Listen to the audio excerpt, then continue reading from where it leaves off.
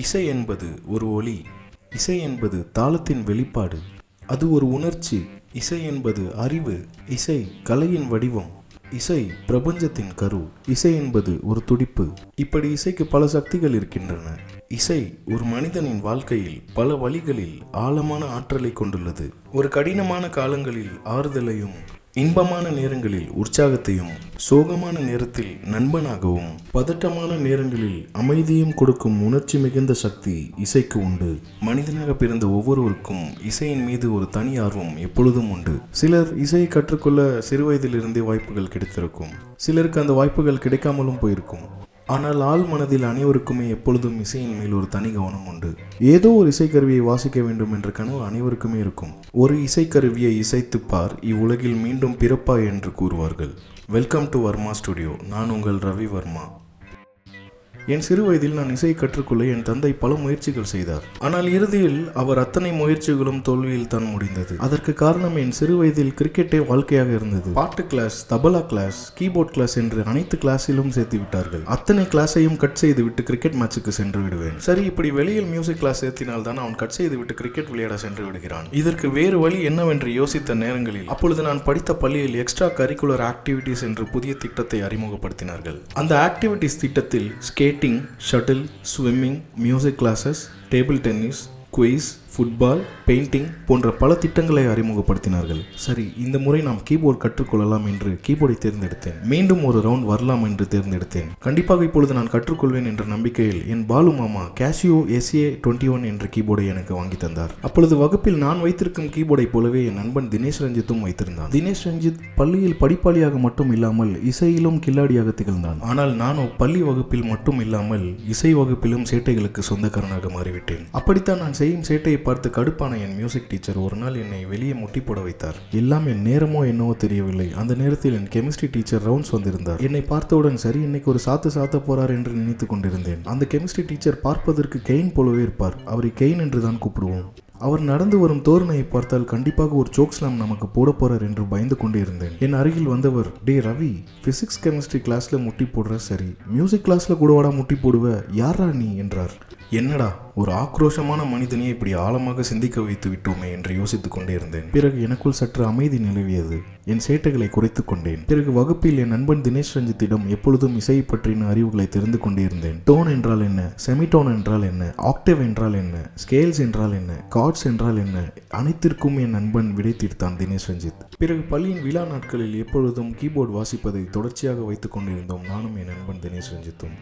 பிறகு 8ஆம் வகுப்பு முடிந்தவுடன் வேறு பள்ளியில் சேருவதற்கான கட்டாயம் அமைந்தது. இசையும் என்னை விட்டு பிரிந்தது. அதற்கு பிறகு எனக்கு இசையை கற்றுக்கொள்ள சரியான வாய்ப்பும் கிடைக்கவில்லை. அப்படியே கிடைத்தாலும் கிரிக்கெட் பைத்தியம் என்னை விடவும் இல்லை. ஆள் மனதுக்குள் இழந்து விட்டோம் என்ற வழி மட்டும் இருக்கும், ஆனால் செயல்படுத்தாமலே இருப்பேன். யாராவது ஒருவர் இசைக்கருவியை வாசிப்பதை பார்த்தால் ஆள் மனதுக்குள் ஆழமாக ஒரு அமைதி நிலவிவிடும். ச்ச, இதை இழந்து விட்டோமே, நாம் தவறு செய்து விட்டோமா, நம் சேட்டைகளை குறைத்து கொண்டிருக்க வேண்டும் என்று சில சிந்தனைகள் ஆள் மனதுக்குள் தோன்றிக் கொண்டு இருக்கும். சரி, அதற்கு மாற்று வழி என்ன செய்வது? இப்பொழுது இசையை கற்றுக்கொள்ளலாம் என்று யோசித்தால் வயதாகிவிட்டது, இனிமே என்ன பிரயோஜனம் என்ற சிந்தனைகள் வரும்.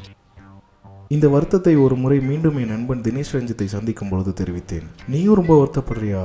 எனக்குள்ளேயே அந்த வருத்தம் இருக்குடா அப்படி என்று கூறியவன் கையில் இருந்த பழைய மொபைல் போனை எடுத்து ஒரு பியானோ அப்ளிகேஷனை ஓபன் செய்தான். அது ஒரு பியானோ அப்ளிகேஷன். வாசித்தான் நேஷனல் ஆந்தமை. எங்கள் பள்ளியின் இசை வகுப்பில் கற்றுக் கொடுத்த முதல் பாடல் அது. அப்போது எனக்கு பழைய ஞாபகம் எல்லாம் வந்துவிட்டது. அப்போது என்னிடம் கூறினான், என்னடா வயசாயிடுச்சு, 25 வயசாயிடுச்சா, இதெல்லாம் ஒரு வயசா, நீ எப்போ வேணா கற்றுக்கலாம், திரும்பியும் கற்றுக்கோ என்றான். சற்றும் யோசிக்காமல் மீண்டும் ஒரு ரவுண்ட் வந்தேன். சேர்ந்தேன் ஒரு மியூசிக் கிளாஸில். பிறகு கற்றுக்கொள்ள அந்த மகிழ்ச்சியை சொல்ல வார்த்தையே இல்லை. பிறகு 5 வருடங்களில் 6 இன்ஸ்ட்ருமெண்ட்டுகளை படித்து முடித்தேன். அந்த பயணம் என்னை இசையமைப்பாளராகவும் மாற்றிவிட்டது. இப்பொழுதெல்லாம் நான் செலவிருக்கும் நேரம் என்னை மகிழ்ச்சியாக மாற்றுகிறது. இழந்த வருத்தங்கள் இப்பொழுது என் மனதில் இல்லை.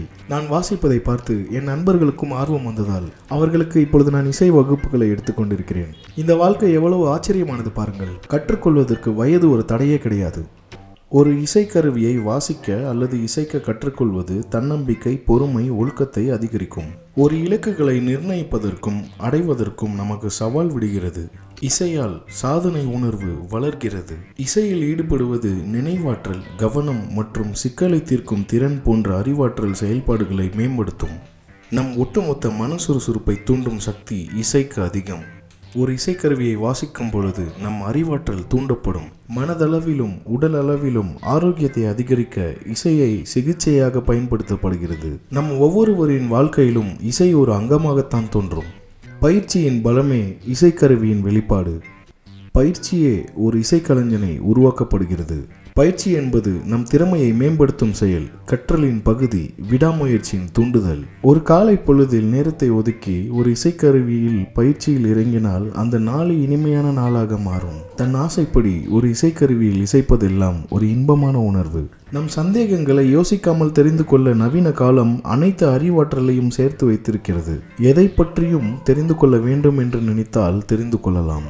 அல்லது இசைக்கருவியை வாசிக்க எனக்கு ஒரு நல்ல ஆசான் தேவை என்றால் அதற்கு பல பயிற்சி பள்ளிகள் உள்ளன. நம் வாழ்வில் வீணாக்கும் நேரம் எதுவென்று உணர்ந்தால் மட்டும் போதும். கல்விக்கு இங்கு எல்லையே கிடையாது என்பதை புரிந்து கொள்ளுங்கள். நம் வாழ்வில் அனைவருக்குமே ஒரு சூழ்நிலையிலாவது இசையை கற்றுக்கொள்ள வேண்டும் என்ற சிந்தனை இருந்திருக்கும்.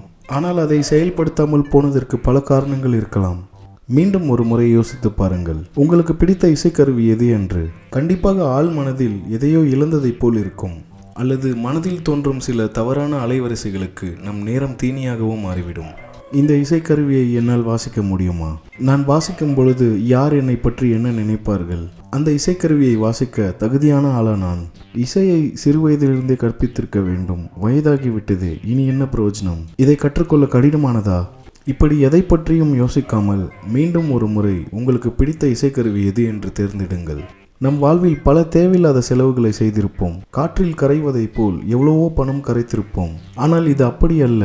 ஒரு இசைக்கருவியின் மேல் நாம் செலவிற்கும் பணம் என்றுமே வீணாகாது. முயற்சித்து பாருங்கள், வாழ்க்கையை அழகாக கூட மாறும். நீங்கள் தேர்ந்தெடுக்கும் இசைக்கருவி எதுவாக வேண்டுமானாலும் இருக்கலாம். உங்களின் விருப்பப்படி guitar, piano, drums, saxophone, tabla எதுவாக வேண்டுமானாலும் இருக்கலாம். ஒருவேளை உங்கள் வீட்டில் குழந்தை இருந்தால் கல்வியுடன் இசை அறிவையும் சேர்த்து கற்றுக் கொடுங்கள். அது அவர்கள் வாழ்க்கைக்கு நாம் கொடுக்கும் மிகப்பெரிய பரிசாக அமையும். கற்றல் என்றுமே சிறப்பானது, அது வீணாகாது.